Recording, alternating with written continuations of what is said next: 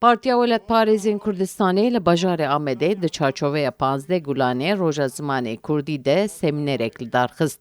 Di semînerê de dan zanîn ku beriya Mir Celalet Bedirxan, Ewlî Xelîl Xeyalî, Dûvre Erebê Şemo û İshak Maragulov di sala 1928 de tîpên latînî bikaranîne.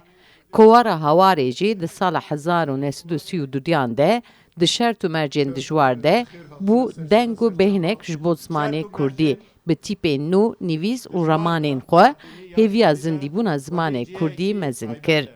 Keda Mir Celalet Bedirxan bira sibînên bîra xwe ol derbasbûyîna xwe dîroka xwe xwedî derkevin em bi wê münasebetê ne wek rojekî cejnên bi nav dikin ne rojekî taybet lê em giringiya diwarê ziman da û keda Mir Celalet Bedirxan û hevalê wî ji vê ekolê em zanîn Osman Sebrî derketiye, Cigerxûn derketiye, Nûreddîn Zaza derketiye, bi dahan nivîskarên bi nav û deyn derketine.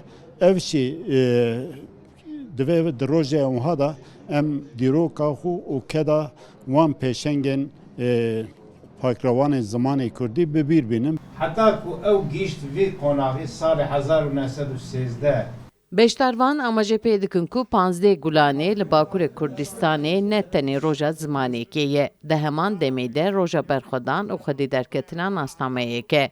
Divê dewleta Tirkiye daxwaza Kurdan êdin bibîne. Zimanên wan bi fermî bi qanûnên yasayî qebûl bike. Mafê perwerdeya zimanê Kurdî di dibistanan de misoger bike. eger statûyekî zimanê milletekî hebe ew statûyî zimanê hebûna wî berdewam dike. Tu nebe ew ziman naçe berdewam nabe. Çiqas dewlemend dibe bila bibe, çiqas kevnar dibe bila bibe, tê qonaqekî têk diçe. Ya din ji bo ku zimanê milletekî hebûna xwe berdewam bike hebe lazim e ew ziman di nav nesara dewrê hev bibe. Lazim e berî her tişt zimanê me zarokê me jî bipeyvin. Bi vî hewayê ê ku nû tên ew bipeyvin, bi vî hewayê ew ziman kare berdewam bike. û yadin ji bo ku ziman berdewam bike hebûna xwe biparêze, dema îroyîna dunyayê de lazim e ew ziman xwedî statûyekî bibe. Piştî Cumhuriyetê beriya Cumhuriyet evê ku Cumhuriyetê danîn gotin ku em ê Kurda tu nebihesibînin. Wextê meriv tu nebihesibîne meriv pêşî zimanê wan tu nedihesibîne. Li ser vê siyasetê meşiyan heta îro hatin. Yani viya katliamek e. Yani katliam ne tenê ku meriv insana ji ortê holê eltîne, dema ku meriv zimanê insana qedexe bike û meriv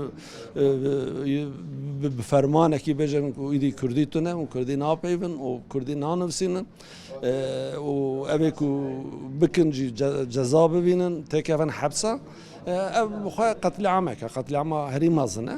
Partiya Welat Parêzên Kurdistanê Di semînerê de bang li malbatan jî hate kirin ku bila xwedî li zimanê Kurdî derkevin, bila bi zarokên xwe re Kurdî biaxivin, binivîsînin û bixwînin. Lewra dibêjin, ziman hebûna netewek û rûmetek e. Divê rêz bêgirtin. Sevda Kaplan, Kurdistan TV, Amed. Li ser tevgera netewî kir